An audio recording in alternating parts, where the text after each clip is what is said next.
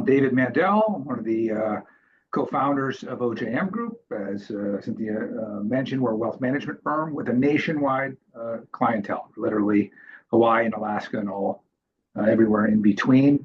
Andrew's my partner. He's going to tell you about what he does. My background, I was a lawyer for 12 years before forming OJM Group about 18 years ago. So I've been helping physicians one way or another for 30 years. Come from a family of physicians, none of whom are ophthalmologists, but all who kind of got me started in helping docs. And look forward to talking about these topics, how you folks can, at any level, at any stage of your career, be successful in wealth planning. At the end, we'll talk about some of the resources we have, including our books, which you can get for free by being a member of GPOphtho, and I'll show you how to do that as we get to the end of the presentation. And with that, I'll turn things over to my partner, Andrew. Thanks, David, and thank you, Dr. Matosian, for that introduction. So my name is Andrew Taylor. I am an advisor and financial planner, part of the wealth management team at OJM Group, and we are very excited to be speaking to GPOphtho this evening. And today's lecture, we're going to jump right in, but it's financial wellness and challenges for physicians throughout their life cycle. So we're going to cover key planning challenges for young ophthalmologists, maybe someone entering practice anywhere from 30 to 35 years of age. Some of your financial goals are stretched across multiple needs, whether it's paying off medical school, whether it's saving for retirement, a home purchase, as well as a variety of other goals. A mid-career ophthalmologist who is starting to accumulate wealth, focusing on tax reduction, asset protection, and maybe some other opportunities that may be presented. And then the mature ophthalmologists who are approaching or in retirement, who are now focusing on monetizing assets, reducing risk of the portfolio, and potentially setting a legacy for their heirs and some charitable intentions. So let's jump right in. We'll start with young ophthalmologists.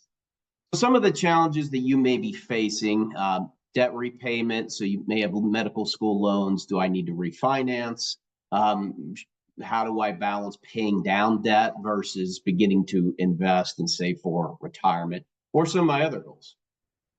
Now, you also want to protect what you already have. So while your balance sheet may not indicate that you're a millionaire at this point, the greatest asset that you have at this age is the net present value of your future earnings. So you want to protect that. And the way that you can do that is through disability insurance. And if you have others who depend on you, life insurance should also be a priority to do that.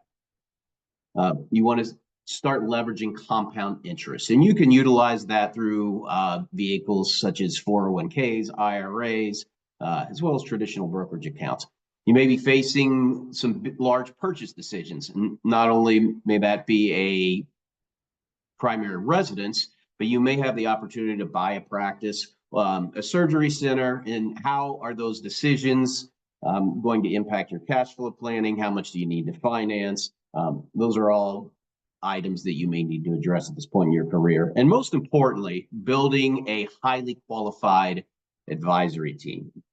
And now, the financial world is not much different than the world of medicine, where one person cannot possibly be an expert in every discipline. So you want to have a CPA who can guide you through tax, an investment advisor that can steer you through portfolio management and financial planning, someone who is an expert in insurance who can assure you that you don't pay too much for the products, and an attorney who can focus on asset protection and estate planning. So having a diverse and skilled team is a very important part of reaching your goals at a young age. So let's talk about the power of compounding and the power of starting early. And this is a very simple example, but I think this is very powerful to demonstrate to you how important it is to start at a young age. So let's look at example, two individuals. Maria starts at age 25, and we certainly realize that saving at age 25 may not be realistic for ophthalmologists. as you go through medical school and residency. But in this example, Maria starts at age 25, saves $5,000 a year for 10 years, total of $50,000 throughout her lifetime, never saves another dollar. And we also have Steve, who starts at age 35, saves $5,000 a year for 32 years, saves a total of $160,000. But at age 67, Maria actually has more money. Now, why is this? It's because Maria has roughly $60,000 at the point in time when Steve begins saving. And so the power of compounding and the interest and the growth of her investments are now at a level greater than what Steve is putting away on an annual basis. And Steve can never catch up. So start early. Now, the next question is, how much do I need to save and where do I need to allocate those dollars? So if you were to take your eyes over to the right-hand column and look at a physician earning $300,000 a year. So if you take your eyes to age 30, how much do you need to save of your income to maintain your lifestyle at retirement, retiring at age 65? And this is assuming a portfolio with a 60-40 mix.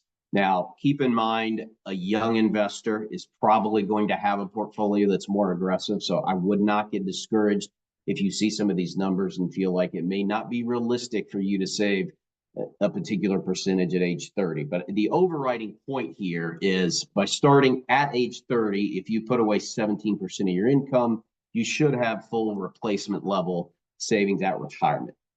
Now, if you wait to save until age 40, you can see that number jumps to 31%. So again, we will reiterate the point, start saving early, and the target number of 20% will allow you to meet your goals. However, if you want to have financial freedom and flexibility to retire at an earlier age, you can target certainly a higher level of savings. Keep in mind, this is a general rule of thumb, so it is important as you get closer and closer to retirement, you have a plan that's customized for you and specific to your unique situation. So now that we know how much to save and the next question is, where do I need to save? Well, everyone needs an emergency reserve fund. And these first three categories are certainly not controversial at all. So, unexpected events happen. It wasn't long ago where COVID-19 shut down elective surgeries. So you could easily see a decline in revenue with some unforeseen circumstances. So have anywhere from 6 to 12 months of expenses in your emergency savings account that has little to no risk. Step 2, you want to fund your defined contribution plan, which is a 401k or 403b, to the extent that your employer is matching. So if you don't make those contributions, you're essentially giving away free money. And then number 3, pay off high interest loans. So if you happen to use credit cards to get through medical school and residency, and you have some of these loans or some debt that may be at 12, 15%, to be very aggressive in paying those off. Items 4 and 5, HSA and additional defined contribution savings plans. These are great tax reduction strategies. You may have the option to make Roth contributions in your defined contribution savings plans, and that may make sense for you. But that being said, from a tax perspective, there's not much controversy in maximizing each of those vehicles. And then the last 3, I could easily make an argument that paying down low interest debt should be last on this list. There's certain leverage that is good leverage. So if you have a mortgage at 3% and you're able to achieve an investment return of 6 to 8%, it's not necessarily a need to be in a rush to pay those off. So again, I will reiterate, the order of these can vary by individual and your personal circumstance, but I think this is a good guideline and a good rule of thumb for most ophthalmologists to follow. So now, how do you get help? Our industry has some work to do in terms of educating the public and frankly differentiating the role that we play as advisors and how we are compensated. So I'll spend a minute just differentiating these various advisors that you may run across. So brokers and banks and insurance agents, they tend to have a very product-based approach to investment advice and also very often to their compensation. Now, there are fee-only financial advisors and there are registered investment advisors. So they may charge a flat fee or a percentage of their assets to provide a service to you. They are very often independent, and they may be subject to the fiduciary standard, which we will talk about in a moment. They're also discount robo-advisors who will allocate assets for a very low cost. They do not do financial planning or modeling. And then there are very unique or sleeve advisors, such as private equity and hedge funds. So they're not performing financial planning for you. Their role is to purchase specific securities, even non-traded public or non-public companies. Andrew, we have a question. Yeah. If an employer does not provide a match, is it worth investing in the, let's say, practices 401k at no match? Generally speaking, I would say yes, simply because you've got two options. I mean, number one, you're probably going to be entitled to a tax deduction that you typically can't get elsewhere, right? So there is a maximum contribution, your elective deferrals. If you choose a pre-tax contribution, this is one of the best ways to reduce your taxable income. You also have the Roth option. So most plans, and I have to say most plans because each plan can be unique and have their own rules, but typically you will have a Roth option in your plan as well. So you can put money into a retirement plan, so 401k or 403b, on a tax-free basis. So that means you'll pay tax on those contributions, but you'll never pay tax on those earnings, provided that is for a qualified purpose. So I say that to say, these vehicles and that degree of contribution is typically not available through any other source. Now, you could fund a non-retirement plan, and David will go into greater depth on some of the other plans that are available. But I would say simply because of, number one, the ability to reduce your taxable income if you choose that elective deferral pre-tax contribution. Number two, the alternative is you make that Roth contribution, because if your income is above a certain threshold, and most physicians' income is, you're not eligible to make a Roth contribution directly. So there are dual benefits in participating in that company-sponsored retirement plan, even if there is not a matching contribution. Got it. Thank you. Yeah, great question. So back to the advisor piece and the differentiation. So I think this is a very, very simple illustration, but I think it does a nice job differentiating the two types of standards that we're held to as advisors. So one is the fiduciary standard, which is very, very client-centric. And then the other is the suitability standard, which is product-based, and a product-based advisory relationship. Now, naturally, as a client, if you're looking at the two, you would certainly prefer the fiduciary standard and client-based advice. What is really the difference between those two, and what are these standards? So there has been a push through Congress to require all of us in this business to adhere to the fiduciary standard. And what happens is lobbyists get involved, and the movement basically gets halted. So the fiduciary standard means that essentially the advisor has a fundamental obligation to provide investment advice that is always in the client's best interest, where a broker does not need to act in the best interest of the client or the underlying customer. Instead, their actions must only be suitable for the client at the time of the recommendation.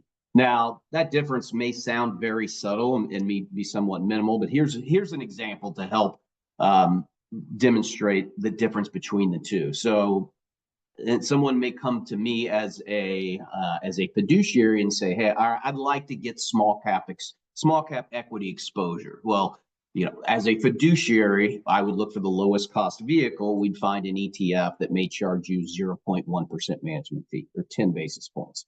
You have that same interaction with a broker. They may recommend a mutual fund charging an operating expense of 1.5%. Now, that broker has met that suitability requirement because that recommendation considered to be appropriate. Was that in the best interest of the investor? Not necessarily. Now, that's an extreme example, but that is the difference between the two standards. So if you do interview individuals to help you in terms of financial advice, ideally, you're going to be working with a fiduciary. So how can you distinguish? Because as we mentioned, the difference between these various advisors, it's very, very difficult for you to tell. So what are some of the questions you can ask? Does your advisor owe you a fiduciary standard? I mean, blunt, straightforward, and it's a very fair question to ask. Number two, can your advisor provide you a detailed explanation, all the ways in which they're compensated? If it's more than a 1 or 2 sentence answer, I think that generates some pretty significant red flags. And then the next series of questions are all about potential conflicts of interest. So is your advisor employed by the firm that is housing your money? Because that creates a whole host of potential conflicts. So, these publicly traded companies, the brokerage firms, these large banks, there's a lot of pressure under those banks to deliver to shareholders, to increase revenue. And who are the individuals who are the potential sources of increased revenue, right? It's you as a client, as an investor. So if at all possible, you want to blur those. You don't want those lines to be blurred. So you want to differentiate between a suitability standard and a fiduciary standard. And one way that you can ensure yourself of getting the best advice is have a separation between the advisor and the custodian. So if your advisor is housing your money at a Schwab, at a Vanguard, at a Fidelity, there's no pressure from those firms to use certain products. So that fiduciary can select those investments that are truly in your best interest as a client. And then basic questions about communication. How frequently is your advisor going to speak with you? Those are some of the key questions that you can ask to help truly drill down whether this individual has your best interest in mind. Doesn't mean that that individuals working at brokerage firms, at banks, are bad people, but why blur that line of trust and transparency? Like any relationship, the more transparency that there is, the higher level of trust that you have when working with that individual. And so the next question to ask, are advisors worth it? And the reality is not for everyone. All right. So fee drag is real. We don't work for free, and I would assume most of the people on the webinar this evening do not either. So there is a cost to getting good advice.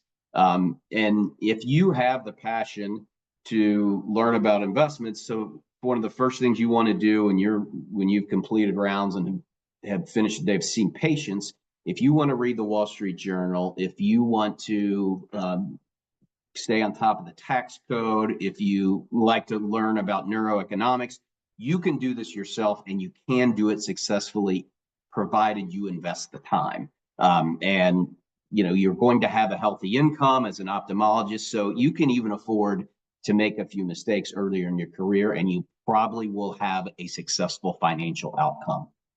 However, not everyone has that mindset that they want to spend their free time researching investments. So there are many that evaluate, should I delegate? So the next question naturally is there value in hiring an advisor? What am I getting for the cost that I'm paying? So a couple of firms have attempted to articulate that value. One being Vanguard, firm that's known as a low-cost provider of investment products. And Vanguard actually stated that their study suggested that advisors could add as much value as 3% in net returns, calculated retroactively on an annual basis. Now, again, you could certainly dispute this number, but I think what it does demonstrate is that there is a fair amount of value provided by advisors. And how is this done? It's through appropriate asset allocation. It's through appropriate asset location with tax minimization. It's cost-effective rebalancing, and there's a behavioral finance element to it as well. So Morningstar conducted a very similar study, but their focus was more on managing cash flow in retirement. And the results of their study concluded that advisors could add value of nearly 1.6% annually. So, whether you fully subscribe to the numbers thrown out by Vanguard and Morningstar, because admittedly, these are very subjective numbers, I think they do just provide a strong argument that there is value provided by advisors, and the bar to offset the cost is not particularly high for those who are good at what they do. And for ophthalmologists, the question you really have to ask yourself is, what is the highest and best use of your time? So is that, coming home and studying the economic environment and the tax code, or is it delegating this responsibility to someone who does it on a full-time basis? Or would you just simply rather spend time with your family? And the answer is different for everyone, and that's a personal choice that truly is up to you to make. And then finally, what can advisor help with beyond investments? So the reality is most don't hire advisors to, pick the hottest tech stocks or the top performing international ETF.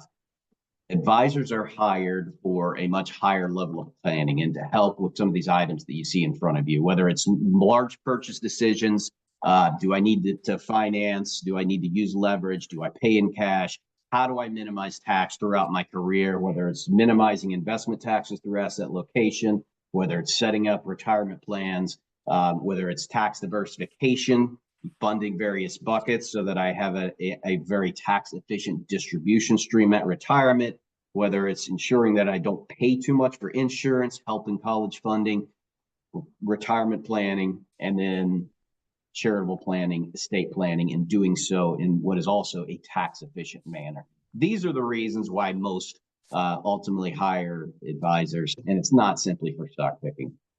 And then finally, when is a good time to hire an advisor? I mean, a couple decades of working with high net worth individuals, typically it's a life event that triggers the interest in getting help. And that is, you suddenly are saving funds aggressively because of a healthy income. You've had a new job, you've had children, you're approaching retirement. It's some unique life event that triggers that need to get help.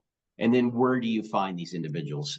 Speak to colleagues. You can do your own research online, but ideally what you want is someone that has an expertise in working with individuals who are very similar to you, who are familiar with your specific situation. So that concludes our piece on young physicians and young ophthalmologists. So I'm going to transition to my partner, David Mandel, for the next section.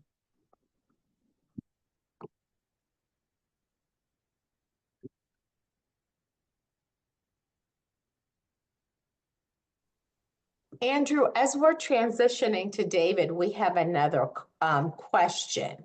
How important is it to find an advisor who specializes in ophthalmology? Can an advisor be somebody who is clueless about the field? I can take that one, Andrew, if you want. I'm sorry? I said I can take that if you don't sure, mind. Go ahead. Yeah, I think, our firm has been built on working with physicians. Certainly, we do a lot with ophthalmologists. We've spoken at AAO, AOE, ASOPers, et cetera. That's where you've seen us over the years. We write in Helio and a bunch of other places. And they're, for example, what's happened a lot in ophthalmology over the last 10 years is mergers and acquisitions, right? There's been consolidation, et cetera. But as a firm that work with all types of physicians all across the country, we've seen that before ophthalmology got involved in other specialties.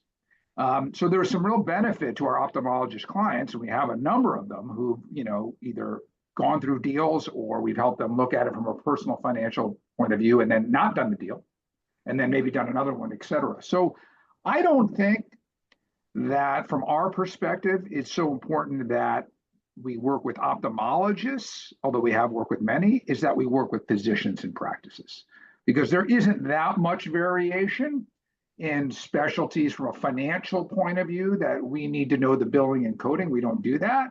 But in terms of the tax and the structure and the liability concerns and the merger and acquisition opportunities and the retirement goals, those are pretty similar across physician specialties.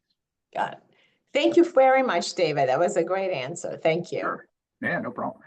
Okay, so I'm going to take the middle of the sandwich, the wealth sandwich we're talking about today. I'm going to take the discussion of ophthalmologists in the core years of practice. Okay, doing most of the patient work, doing most of the call, making most of the income, the high income years, the high tax years. the high liability exposure years, et cetera. What are the kind of things that we're helping physicians with, and that docs, listening to this and watching this should be thinking about in the core years of practice? Well, ultimately, I think in working with physicians as an attorney and a wealth manager for 30 years, the number one thing every doc that I have sat down with, including my brother, my father, and maybe my grandfather too, I never was able to work with them, is can I help? Can I reduce my tax? I mean, that's just across the board. Everybody wants to do that. Asset protection, I think, is also extremely important. That's one of the areas I really help clients with at OJM Group with my background as a lawyer, which is, hey, every physician, I'm sure everyone as part of GPOphtho is trying to do the best for their patients, but there are poor outcomes, there are adverse events, and we don't want our clients for the rest of their career, for their family to be leveraged on the fact that they never have a problem. We want to protect in case there is a problem. Hopefully there never is. And it doesn't just have to be clinical. It could be employee claims. It could be car accidents from teenage drivers. That my brother was a cardiologist, was probably most concerned about that. It could be business deals gone south. Lots of areas of liability, and asset protection is a discipline to help clients protect against. Investing, I'm not going to spend much more time on this than what Andy talked about, because I think he covered it well. Estate planning, these are the times people are having kids, and I can't tell you how many docs have come to me, we had our kid, our last kid 10 years ago. We haven't looked at our will since then, or even some have said, I never got around to it. It's been on my to-do list, sitting on my desk at my practice for years, and we still don't have our basic estate planning documents in place. So getting those together makes sense. And then starting to put, and Andy does this a lot with clients, a retirement model around, not just an Excel spreadsheet, not just the back of the envelope, how am I saving and how am I doing, but a real model that shows if we're saving at X and if we get Y return and if our taxes are Z, and this is what we think our expenses will be, if we want to get a second home or with this college education, et cetera. Or am I on track? Are we on track? And I use this same tool myself a couple of times a year. And for our clients, we're often doing this with them at least once a year, sometimes more than that. And that can often lower stress as well, because if people start to realize, yeah, I'm doing the things that are on track, or here's what I need to do it, and I'm going to work with someone like Andy to make sure that I get that done. Then go to practice every day and not be worried, big picture, am I getting where I need to get to, right? If they do that a couple of times a year. So these are the kind of things that we are helping clients, and this is the kind of things that we think, clients should be thinking about.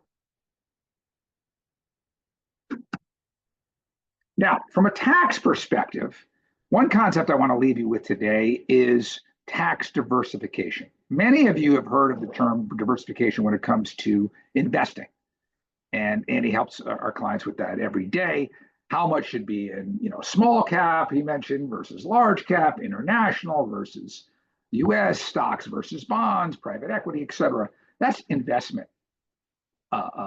diversification. What I'm talking about now is thinking of that same concept, but thinking in terms of your balance sheet, all the assets you own, and what's it going to be like when you get to retirement and you want to pull dollars out of it? How is it going to be taxed? And there's three ways those assets can be taxed. They can be taxed as ordinary income, which is the highest level of tax. Here's an example. Our main office is in Ohio. We have 3 offices across the country. Our clients are in every state. So this is the federal and highest tax rate in Ohio, and an ACA tax if you make enough money, which most ophthalmologists will, to incur that.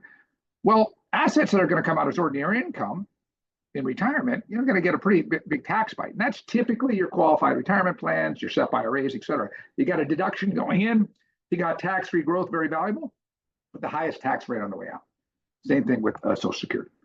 Capital gains taxes, these are going to be assets that when you sell them are going to, if you've held them for more than a year, are going to trigger long-term capital gain, which for most of us is going to be 20% plus the state tax. States don't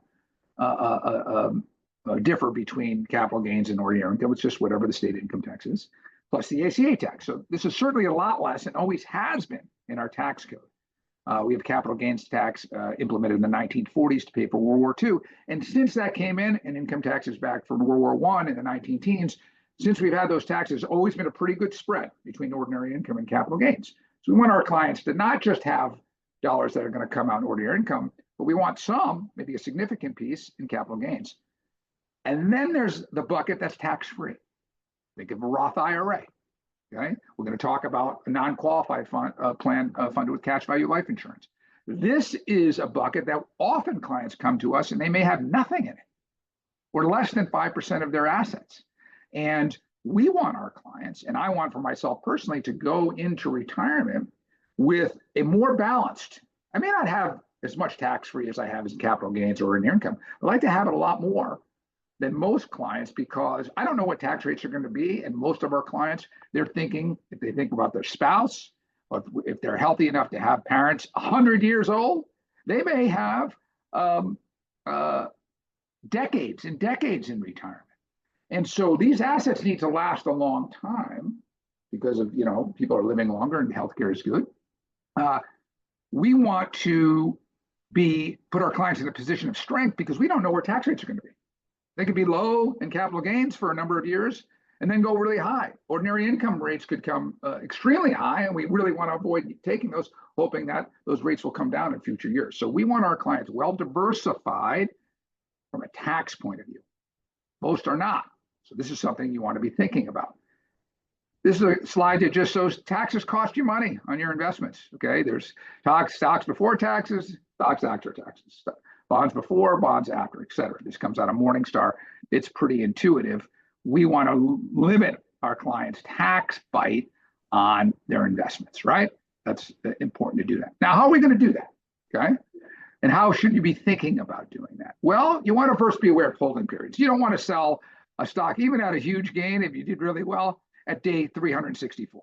Let's wait until it goes to a year and we can take care of the long-term gains.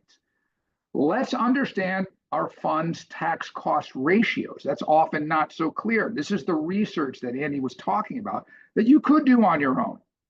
Frankly, I'm an investment client. My background's a lawyer. I don't manage the assets at our firm. I let Andy do that for me and the rest of our investment team. I don't want to do the research on every fund's tax cost ratio and understand of the 3 funds I'm looking at for international, which is has had the historical lowest tax cost turnover. It's just not something I like to do. But you want to be doing that. It's important that somebody be doing that because you don't want to buy into a fund that has really high turnover and all of a sudden you're getting a piece of some serious tax gains, even though you might be in the fund for 6 months and really didn't get the benefit of those gains. You might be being paid taxes on gains that came in before you got into that fund. That happens every day. You want to take advantage of account registration, meaning you can imagine having a portfolio that has some dividend paying stocks and then some that are more long-term growth and some bonds that are paying interest, right? You want to think about your general portfolio. Okay, what are my ideal allocations? And then on top of that, another level is, okay, where do I want them from a tax point of view? You don't want a lot of dividend spin if you don't need the income in assets that are spinning off dividend income or interest income in a taxable account. You'd much rather have that in your Roth or your tax-free account, right? Because then you're not getting hurt on that. And so again, it's coming up with the general allocation and your portfolio, but then layering in the tax element. Beyond that, there's a whole strategy tactic that we spend time on that Andy's actually helped me with significantly, which is realizing gains and realizing losses and offsetting gains and losses and being proactive about, hey, if I need cash and I have some assets that have gain, do I have any in my portfolio that have a loss, and syncing those up so I can access the cash that I need for whatever expense, if I'm retiring, et cetera, but do so without taxes. And that takes proactive planning. You can't wait to the last second. So those are a couple of ideas that, by the way, are all laid out in our book, which you can get for free, which I'll talk about at the end, on how to manage your taxes. Another tool that's really valuable that fits into the tax diversification discussion, getting back to that blue tax-free bucket, is implementing a non-qualified plan. Now, one thing I always do when clients work with us is I'll tell them, this is what I do. And if I tell them I'm doing something they are considering, maybe that will help and why I do it and how it's worked for me. Or I might say, I didn't do that and this is why, but it still may make sense for you, right? Exactly what I would want my physician. If you had this condition, if you had this situation, what would you do? Would you do the procedure? Would you do the medicine, et cetera? Okay. So non-qualified plans, something I put a lot more money in personally than I have into my qualified plan, our firm's 401k, et cetera, for years. And why is that? Because back to that slide we just had with the buckets, I want to build up lots of dollars in my tax-free bucket, and non-qualified plans allow me to do that. And there's some real benefits to non-qualified plans. One is you can put a lot more in than you can in your qualified plan. The 401k limits, they're around 20,000. I don't even know what they are. Andy's the CFP, he'll know exactly what they are. Okay, but regardless, even profit sharing plans that are 70 and defined benefit plans, which can be over 100. For some clients, they're putting even more in that than a non-qualified plan. But it's not a choice because you can do it in addition to any qualified plan that a practice has. Here's the most important thing, that owners can vary how much or if they participate, and employee participation is not required. So if you're an ophthalmology practice where you get excited about this and you have 7 partners or 2 partners and they don't want to do it, you say, listen, I just don't have the cash flow. One is maybe still paying off student loans. One is close to retirement. You can have that plan at your practice and you could be the only one who participates. And unlike qualified plans where every single eligible employee needs to participate who's qualified and eligible, you can have a practice of 1,000 people, of 10,000, and have only one person participate in the non-qualified plan. It's completely discriminatory. Now, what do you give up for that? You give up the tax deduction. Okay, you cannot, the IRS will let you have a plan that just you participate in, or just the doctors participate in, or just the CEO participates in, but you can't get a deduction going in. However, it can be structured for tax-free growth and tax-free access. So oftentimes when we're sitting with clients, we'll say, you have a Roth, that you're taking advantage of at your practice. What if you could offer to yourself and other docs in your practice an unlimited Roth, essentially? Okay, there are some limitations to it, but what if you could put more money in a tool that acted like a Roth, tax-free growth and tax-free access, but no tax deduction? And that's what a non-qualified plan is all about. So I want to go through an example here because I think it's illustrative. Again, there's a whole chapter on this in our book, so you don't have to take notes. You have plenty of learning, and we're happy to chat with you about this. This is an actual client of ours. This is a physician, but is a neurosurgeon. Okay, and this was 10 years ago. So now we're finally at they've finished their funding. But they were 45 when they started, and we were managing their assets. So we already knew what would happen on each dollar beyond what they needed to live, which was they were going to pay tax on it, and they were going to give it to us to manage. Okay, and we were managing their portfolio pretty conservative at 6%. Some years it did much better, some years it did worse, et cetera. But 6-7% sort of the baseline. We knew what the investment fees were on his portfolio.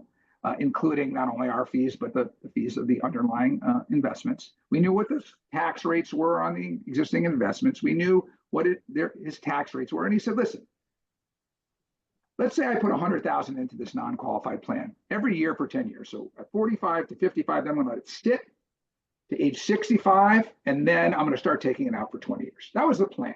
And we wanted to show him apples to apples what it was like putting in a non-qualified plan versus giving it to us to invest on an after-tax basis. Now, it turns out, as he's getting closer to 65, I don't think he's going to want to retire at 65. Okay, he likes what he's doing, still productive, et cetera, et cetera.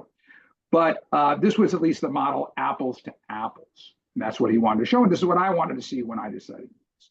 So on the left side of this ledger, go back, is the power of savings. Okay, this is the after-tax investment. This was putting $100,000, paying tax, at his rate, probably giving us about 55 cents on the dollar, us growing it with some fee drag, with a healthy portfolio growth rate, with some taxes. That $100,000 a year less taxes, okay, we'll call it 60,000, 55,000 a year, over those 10 years from 45 to 55, and then letting it grow to 65 without touching it, and then pulling it out, it's going to pull out $2.4 million after tax.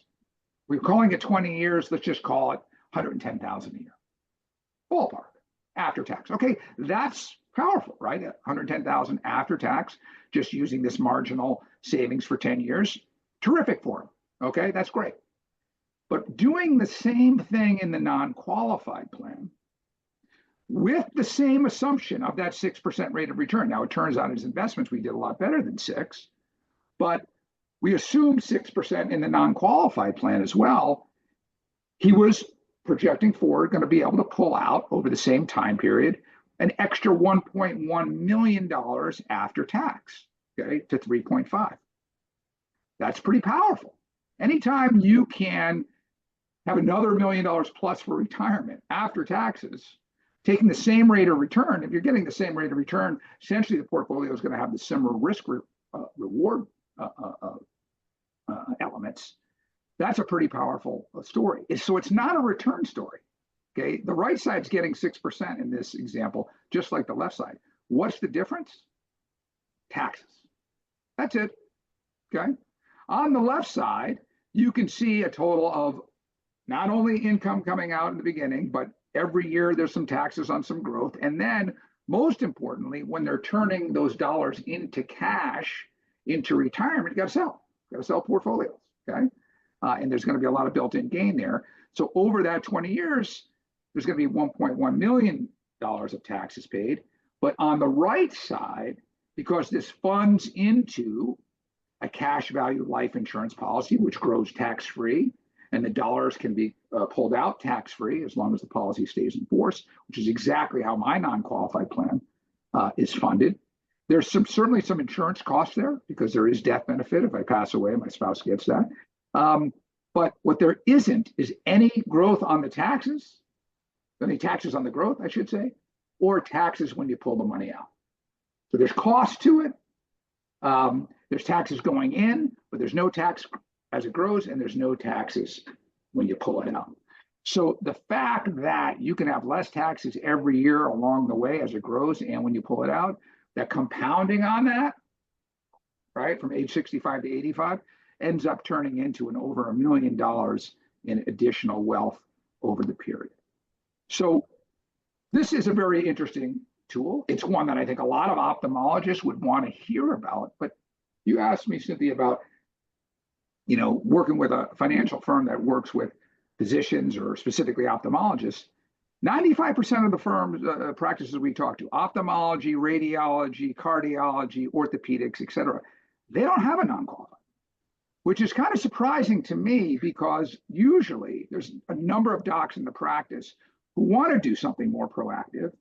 And this is something that docs can do without getting all their partners to agree on, which is not the case when you want to buy a new building or bring a new partner on or do a bunch of other things where you got to get everybody or at least the majority to agree. Here we have doctors literally, let's say I can think of a urologist in a 4-person practice out in Massachusetts where one wanted to do it, they implemented it, the other 3 just ignored it, didn't put any dollars into it, and everybody's happy, right? It comes out of their income, that one physician is participating, and it's great for them, and it doesn't cost the other 3 docs anything. So I'm surprised that so few physicians and practices use this.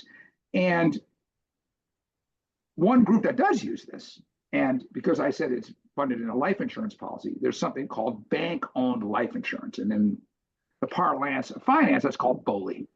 And well, we may not like bankers, and there's a lot of things they're doing at banks that we might not approve of. They generally understand, especially the executives, how money works. And they've been using these non-qualified plans funded by life insurance in a huge way for decades. This is a pretty recent slide that comes from 2024. And you can see the bigger the bank, it's almost a larger number of percentage that have these for their executives. So if your friends who didn't go to medical school, they're pretty bright, and they're executives at Fortune 100 banks, I can almost guarantee you that they've looked at and probably have a significant non-qualified plan funded in life insurance because they understand these economics. So again, I think it's something that ophthalmologists in the core of their practice, when they're earning the most, paying the most in taxes, have still a pretty good runway for retirement. This is something they should be considering as part of the overall concept of tax diversification, which I introduced. So I will now hand the mic back to Andrew to talk about physicians getting close to or in retirement. And David, as we're doing the transition, why are non-qualified plans not commonly used, except, as you said, by top executives in banking? Yeah, I think it's really generally, I think for kind of two reasons that are related. Really, one is they just haven't heard it. I mean, that's the number one reason. Okay, meaning I rarely go to or talk to a practice and they say, yeah, we looked at that, we ran the numbers, we decided not to do it. That's certainly possible. And I'm not saying that certainly not all of our clients at OJM have these plans. But I think the reason behind that is there's no tax deduction. Now, I think over time with Roths being being used more and more inside of qualified plans, there's been a recognition over the last 10 years, I've been doing this for 30 years, that Roth components are valuable, but they're not getting that from their practice CPA because they're going to ask the practice CPA, how do I save more taxes? Mm-hmm. They're not going to bring up a non-qualified because there is no deduction of them. It's a long-term play. So, I'm kind of an evangelist for these plans because I think worst case, you look at them and you say, it doesn't make sense for us. But what I would want is that practices to actually run the numbers and look at it because of the choice. That's the other thing. You're allowed to have choice. And as you know, if you've been partners in practices, that's always a key success factor. If you want everybody to agree, that's going to be hard. Thank you. And Andy, we'll come back to you. We have, about 8 minutes left or so. Okay, sure. And Andy, you got to go quick because I got to do my last couple slides. Yeah, just get right into the for mature ophthalmologists. I mean, the questions you're going to be asking yourself: hey, do I have enough for retirement? So we want a formal stress test retirement plan. And this is, I think, the most important component of approaching retirement is understanding sequence of return risk. And I'll just jump right into this. So it's extremely underrated, right? So if you look at these two portfolios, portfolio A and portfolio B, they had the exact same return. In fact, the year by year returns were identical. We just scrambled the sequence of these returns. Portfolio A ran out of money in year 20. Portfolio B more than doubled their money after 25 years. So what's the difference, right? The negative returns were concentrated in the beginning. So what is the takeaway here? So this was a 5% rate of withdrawal on 100K. So what's the takeaway? It's you really need to think about risk mitigation once you retire and start taking those first dollars out. And in fact, you plan for that, prior to taking those first dollars out, that essentially you want a glide path to reduce risk within 3 to 4 years of retirement. We can't understate how important that is, that the math would tell you it's no longer about getting the highest return. It's really about minimizing volatility. So you add bonds, you add cash equivalents, and in fact, you may want to add, 1 to 2 years of cash equivalents, and that could be CDs, that could be treasuries to help mitigate that downside risk. And that is the largest factor in terms of success or failure for someone who has a significant net worth, who has done a great job saving. It's really managing those sequence of returns and reducing the overall risk in the portfolio. And that is a way to truly ensure your success, because you can't control when the economy turns or when the market slows, but you can control portfolio volatility. So David, I'll turn it back over to you. Beautiful.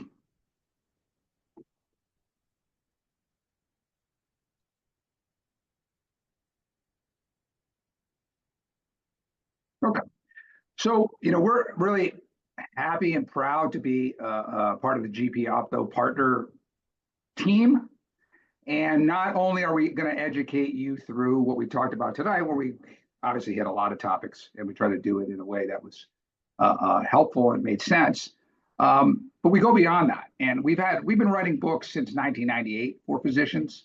And our latest is our greatest, which is a multimedia book, because it certainly has, I got to do it right. It certainly has 300 pages of material, but within that, there's QR codes to videos, to our podcast discussions, et cetera. So if you're a reader, there's a lot of great stuff for you. If you're like to view things, like if you're on this webinar, you probably do, you like to listen. There's lots of different ways to learn through this book, and there's sections on investing, there's sections on asset protection, which we didn't even get to too much tonight, on tax reduction, on benefit plans, on being a doctorpreneur and some of those opportunities, on insurances, on key success factors for young physicians. A lot of what we covered here, but in a lot more depth. And you can get the books for free. So use your phone on this QR code, whether you're live or you're watching this on video. It'll take you to our bookstore. You'll see the pricing, and we certainly do. There are docs who buy our books, but you can get it for free by doing this, or use the texting app and text GPOphtho to that number. And I'll let you guys take a picture of this slide while I go on, because we only have a couple of minutes left. About us. We're a wealth management firm. We specialize in working with physicians. We work with doctors all over the country. And not only do we have experts, you can think of us as a multi-specialty group, because we have an attorney background, me. We have my partner, Carol, as Cynthia knows, who's a CPA, a terrific tax person. We have a bunch of portfolio managers and certified financial planners, of which Andy is one of them. We have insurance experts, et cetera. And we try to put it all together for clients and kind of be their financial quarterback, if you're using a football analogy. We have an investing division, we have insurance and benefits, we have the consulting, which is like the planning elements. If you just want to come through a financial plan initially, which is how many of our clients come through, you may be watching this and say, you know, you guys seem smart, I need help.